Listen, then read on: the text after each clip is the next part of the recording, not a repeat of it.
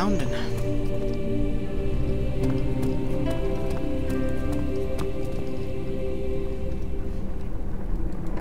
Let's see what's in the guest room. Turned the teacup to the saucer and picked up the orb as one would an apple and pondered on the strange happenings. Yeah, that's nice. Oh, fucking hell. My journal is gone. What would they want with my journal? They stole my journal. And ripped out pages and planted them in their different areas. 2nd of July, 1839. I received a letter today from the Algerian governor's office disclosing the fate of Herbert's expedition. About a week after my departure, Abdullah, one of the men traveling with us, returned from the desert. He was badly injured, as if maimed by a lion. The man rambled deliriously about the expedition being attacked by something horrible. The French quickly dispatched a search party to look for the expedition. After searching for days, they found the camp abandoned without any trace of Herbert or his men. Tomorrow, I'll retrieve the things they recovered from Herbert's tent at the customs house. I don't know what to make of it, but I'm worried for him. Okay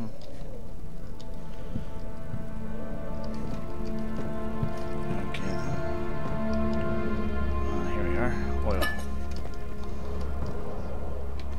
So far, there's been no reason not to just dump all my oil into it.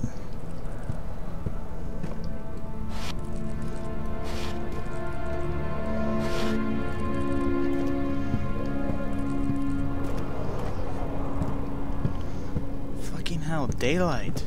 I could leave. Crowbar. What do I need a crowbar for?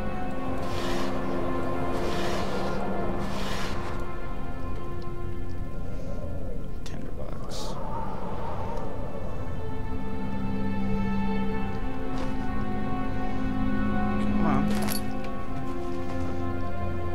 This is another 3rd of July, 1839. Today I picked up Herbert's things at the customs house. I dug through the trove of documents he had carried and found a log detailing the expedition. The nature of this text ranged from quick notes to colourful accounts of transpired events. I skimmed the pages, trying to figure out what might have happened. May 17th, the day I was trapped inside the orb chamber, Herbert dryly states, "Recovered Daniel after 1 hour of entrapment." This confused me greatly. I was suffocating within minutes. How could I have lasted an hour? I continued reading the peculiar text. Herbert states his facts without judgment or passion, but suddenly I could read frustration into his text. He pushed his men to investigate the underground tomb, an effort which seems to have strained the minds of his men. Madness spread through the ranks, and Herbert had to take some extreme measures to continue. He finally visits the chamber himself, where he retrieves the orb to the surface. His account confuses me greatly. If he has the orb, what are those pieces in my drawing room? Okay then. What am I gonna need a crowbar for? No doubt something.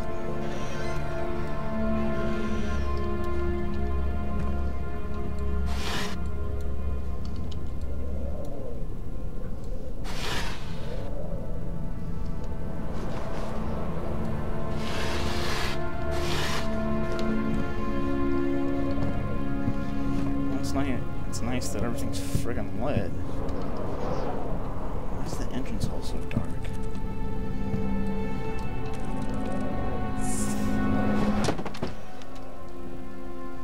I'm just gonna ignore that creaking that I just heard. And it wasn't there. Rah!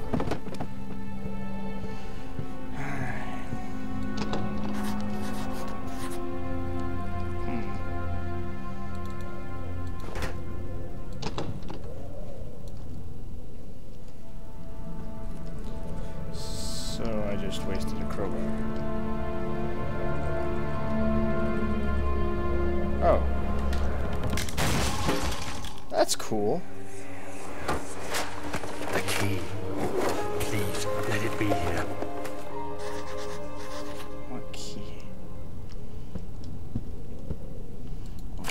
4th of July, 1839. It's done. The orb is assembled. I was awakened by an exhausting nightmare. Shaking and sweating, I retired to the drawing room with a cup of tea. The relic pieces lay spread across the table as I'd left them, but somehow I knew how it was supposed to be. I fetched the tar, which I had prepared to fix the pieces together, and without fault I joined them, producing the orb I remembered so clearly. The tar proved unnecessary. It was pushed out from the joining pieces as they merged on their own, with no adhesive. The ancient stone relic now rests on my table. Its immaculate surface and perfect shape could have been molded by a factory. This is all too strange. In his study. Is this his house, or whose house is it? I thought it was that guy that we're trying to kill. I forget what his name is. What the fuck?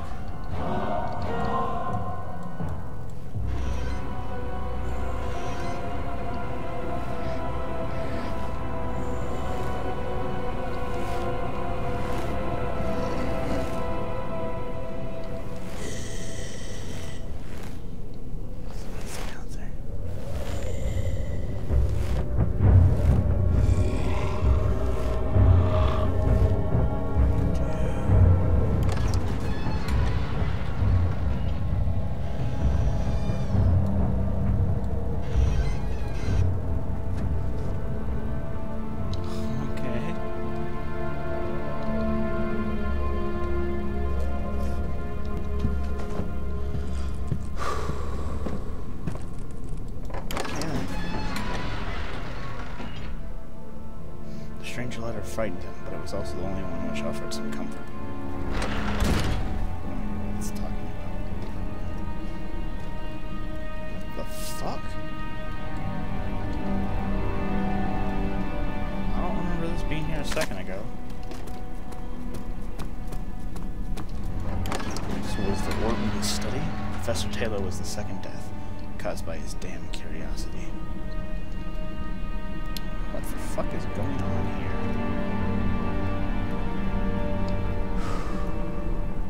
Come on, load. Who has a study this big? Nope, not going in there.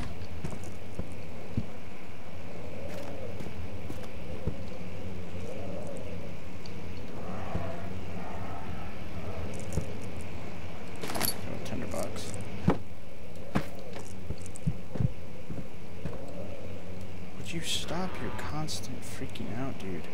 This monster just left. You're safe now.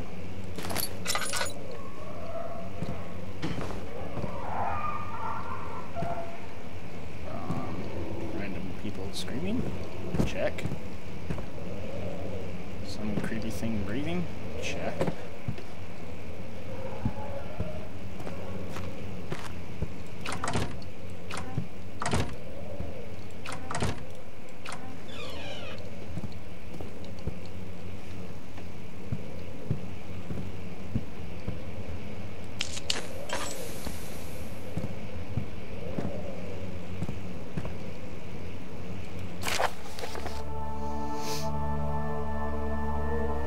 Regarding the discovery of an orb.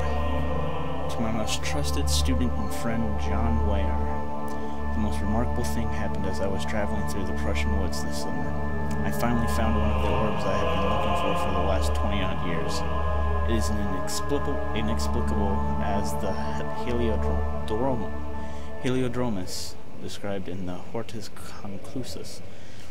It was as it was told about an underground Mithraic temple crowned with an unearthly artifact.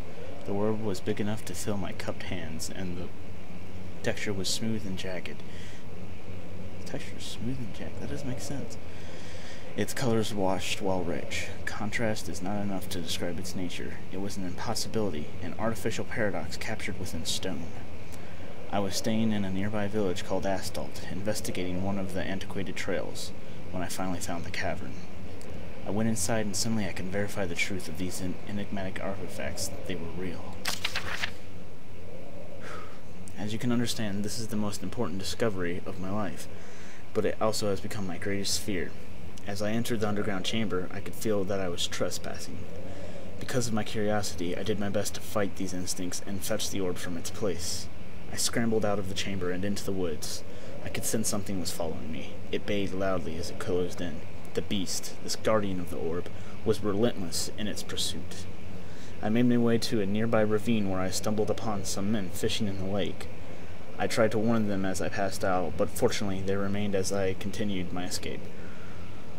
When I heard their cry in pain and echo through the valley, I felt such a tremendous sense of release, thinking I would be spared. Suddenly, blue shimmering light engulfed me, and the colors of the forest were washed away before my eyes. I kept running through the bleak surroundings. The trees had turned charcoal, black with leaves of cinder. The ground covered in murky water. I pressed on through the drenched land as glowing ember gave way to rising wind and rained on me. I could hear pleading screams in the distance, and I joined in as pain and fear overtook me. I fell to the ground, gasping for air. This certainly must sound strange, but I have been carried miles away across the Alps to a grassy field outside Genoa. The guardian had taken the orb from me, but still this day I fear its return. Sometimes I lay awake at night listening for the howling cry heard in the forest. It has been nearly a decade since that day, and I still haven't been able to write about the incident. The last time we spoke you told me about your interest in ongoing research in the mythic orbs, and I realized I owed you the truth about my visit to Astalt. Is it Altstalt? Your friend and mentor, Heinrich Cornelius Agrippa. Okay. Interesting. Is that the Bane he heard? Like a dog Bane?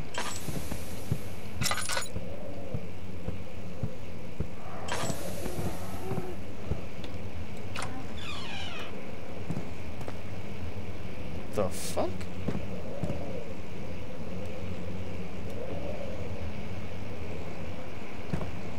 Milestones of human anatomy. Understanding balance. The canine jaw. What the fuck, dude? No way, chair. You're just a chair.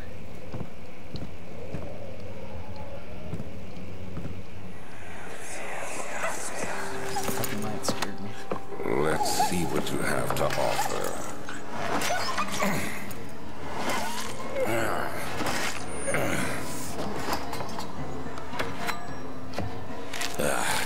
What a mess. I should have sharpened the saw, but I can sense it. It's definitely there. What's definitely there? Jesus, game, stop fucking leading me along.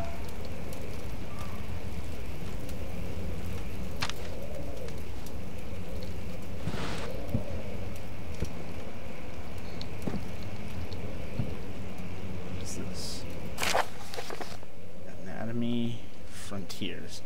Further disappointment. The Antiquarians. Mass Effect. Okay.